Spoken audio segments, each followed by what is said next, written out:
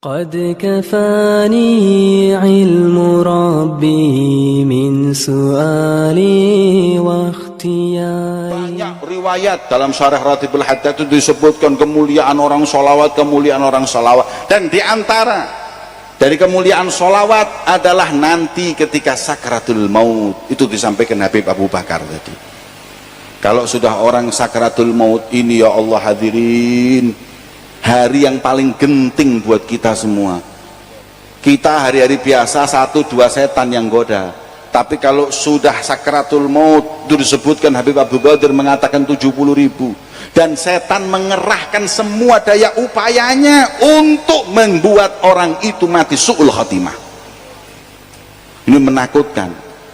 Sudah begitu ditambah lagi malaikat Israel ketika menyabut nyawa, sakit hadirin.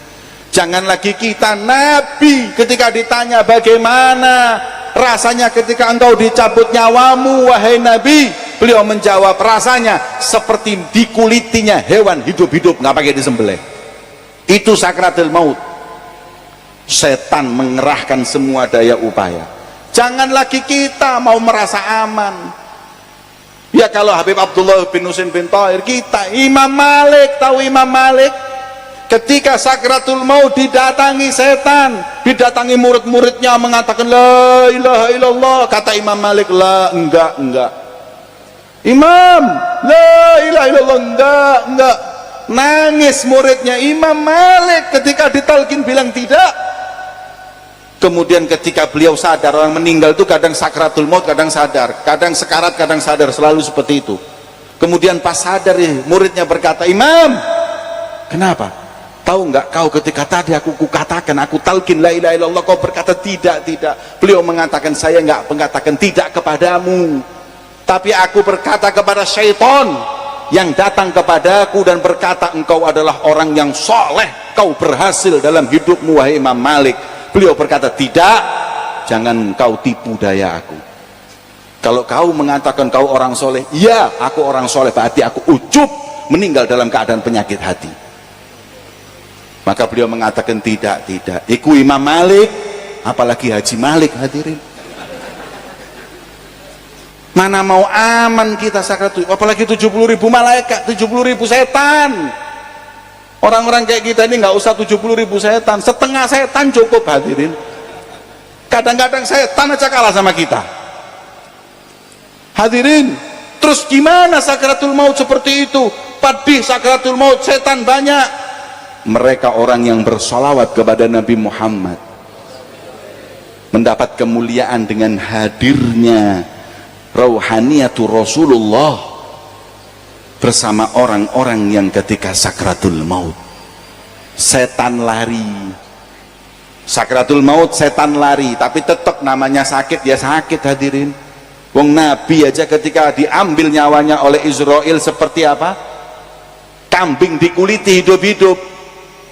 Tapi kata ulama, jangan khawatir, Rasulullah hadir, wajahnya yang indah akan menjadi pemandangan orang yang sakratul maut.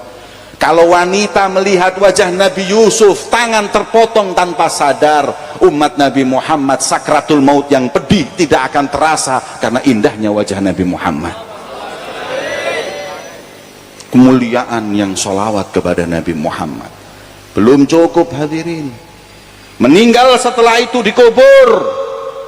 Ketika dikubur, Rasulullah dalam hadisnya menyebutkan seperti dikutip dalam kitab Fathul Mu'in, di syarahnya I'anatul Talibin ada hadis yang menyebutkan man aktsara minas sholati alayya fi hayati amarallah jami' makhlukatihi an tastaghfir lahu ba'da mamati.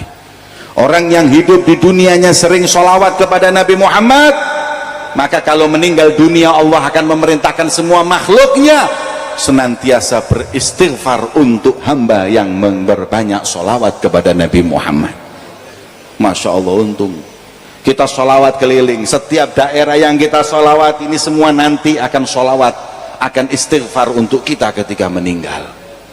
Beruntung, makanya pindah-pindah terus kemana-mana. Semakin banyak tempat yang kita sholawati, semakin banyak yang menjadi saksi dan akan mengistighfarkan kita nanti ketika mati. Terus ini dikubur, enak kan? Bayangin sholawat itu, hidup enak, sakratul maut enak, ketika dikubur juga enak, sampai dibangkitkan. Ketika dibangkitkan, hadirin, manusia dibangkitkan, itu mau apa? Hari yang menakutkan tersebut gak ada yang aman kecuali yang dekat dengan Nabi Muhammad. Gak ada yang aman, hadirin, kecuali yang dekat sama Rasulullah itu aman. Disebut manusia ketika itu datang kepada Adam, kata Adam, nafsi nafsi idhabu ila ghairi, datang kepada yang lain, ke depan sampai ke Rasulullah. Ketika Rasulullah yang akan memberi syafaat, Rasulullah memberikan syafaat, mengatakan analaha, sujud di hadapan Allah. Kemudian Rasul mengatakan beri syafaat. Yang diberi syafaat Nabi Muhammad yang dekat-dekat dulu, hadirin. Kita nggak bisa bayangin, kadang-kadang kita ini hadir majelis seperti ini, kayak gini ini, mau salaman sama Habib Mahdi aja nggak bisa, apalagi kalau sudah ada banser.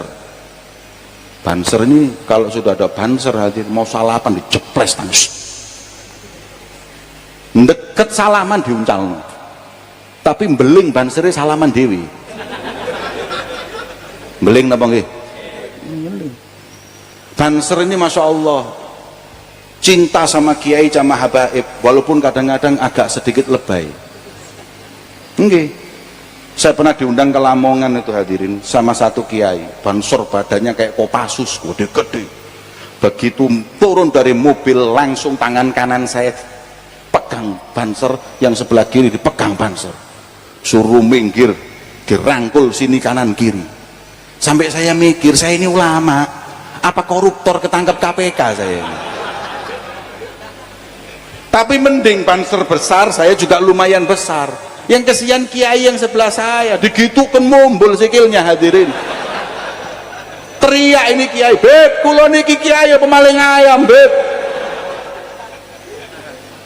Masya Allah, hadirin. Cinta sama ulama itu ada caranya. Ini harus belajar adab, hadirin. Saya kadang-kadang bingung, tapi mau gimana lagi, sabar. Jadi ulama ini memang kudu sabar. Kalau pergi pulang itu mesti dijak selfie di tangan yang ini. Iki apa sih? Masa mu artis lah gue ini. Dan ini kadang-kadang salah. Ada lagi, masya Allah, saya pernah diundang satu pengajian di pondok pesantren. Saya pakai serban gitu, kiainya minta, beb, saya minjem serbannya sebentar. Kenapa? Mau tabarukan seperti Imam Syafi'i kepada Imam Ahmad bin Hambal. Serban panjenengan saya pinjam, saya masukkan air biar diminum anak satu pondok. Masya Allah, saya kira ini husnudzon. Orang husnudzon itu dapat apapun, sama maling aja dapat, apalagi sama ulama. Akhirnya saya kasihkan, wis sampean monggo, ini bentar pinjam sebentar aja. Muridnya disuruh ngambil ember, cong, orang Madura, ambilkan ember, masukkan, ngenom, kata orang Madura, suruh minum ini sana pondok. Terus dikasihkan, beb, matur soon, beb, terima kasih. Saya bingung, teles-teles iki dibalekno aku. Ya sampean angsal barokah kula sing masuk angin mari ngene. Hadirin, ini sampai endi kok iso menang banser iku mang ya apa sih? Nanti ketika kita di yaumil mahsyar, kita mau deket sama Nabi ini gimana, hadirin? Jamaah cuma 2000 salaman sama Habib Mahdi aja nggak bisa, apalagi ini 20 triliun. Kita dapat jatah di belakang mentit gak ketok nih. Mana mungkin kita bisa salaman sama Nabi? Sahabat di depan, wis model sahabat di depan, tabiin di depan, kemudian para aulia di depan. Kita ini ngemper di belakang, mentit gak ketok Nabi Muhammad. Gak bisa. Mau dekat sama Nabi bagaimana? Lawang amalan mereka seperti itu, 25.000 la ilaha illallah, 25.000 ya Allah, 25.000. Itu katanya sebagian ulama mengatakan itu amalan Habib Abdullah bin Husain bin Tahir sebelum tidur. Jadi kalau mau tidur tuh bacanya la ilaha illallah 25.000 itu sebelum tidur, wirid sebelum tidur segitu. Sampai saya kasih ijazah, wocon bengi. Siap. Loro. Sampai Ramadan dan tentek sampai moco. Itu amalan beliau seperti itu. Lah terus gimana kita? Itu pun beliau masih mengatakan, ya Rabbi ma ma'ana amal wa kasbuna kullu zalal. Ya Allah nggak punya amal, yang ada saya cuma berbuat dosa. Ihsanuna masawi wa sidquna da'awi nura'ilil khalaik walil warnu nafik. Ya Allah, seperti itu beliau. Terus kita ini dapat jatah apa dari Nabi Muhammad? Tapi Kanjeng Nabi memberikan kepada kita solusi, hadirin. Apa kata Rasulullah? Aqrabukum minni manzilatan yaumal qiyamah aktsarukum alayya salatan. Orang yang paling dekat kedudukannya nanti di sisiku di hari kiamat adalah orang yang paling banyak sholawat kepada Nabi Muhammad. Maka beruntung kalian hadirin yang banyak sholawat sama Nabi. Maka setiap hari panjenengan hadir majelis seperti mendekatkan diri nanti di hadapan Nabi Muhammad. Hari ini nih, insya Allah pulang, jarak antara kita dengan Nabi Muhammad di mahsyar semakin dekat, nggak tahu berapa kilo. Datang lagi terus semakin panjang umur kita untuk sholawat, semakin dekat dengan Nabi Muhammad. Seneng hadirin. Alhamdulillah dekat dengan Nabi, bisa salaman, bisa minum nanti telaga Nabi Muhammad. Nggak usah pakai cawan tapi pakai tangan Nabi Muhammad. Nikmat. Kemudian masuk surga hadirin. Apakah sholawat itu manfaat ketika di surga? Kan sudah masuk surga, mau apa lagi sholawat? Ada lagi hadis tentang keutamaan orang yang banyak sholawat sampai di surga. Apa kata Nabi Muhammad? Beliau mengatakan, aktsarukum azwajan fil jannah aktsarukum sholatan alayya. Orang yang paling banyak istrinya di surga adalah orang yang paling banyak sholawat di dunia. Nah ini sampean mari ini gak oleh selawat di bojomu kan, atau apa kan nambah bojo di swarga. Masya Allah wong wedok niku di swarga lho gak oleh nambah pemerintah dunya. Jadi orang yang paling banyak pahala di surga kedudukannya didapat dengan sholawat kepada Nabi Muhammad. Masya Allah hadirin, ini di surga kita mendapatkan keuntungan faidah dari sholawat kepada Nabi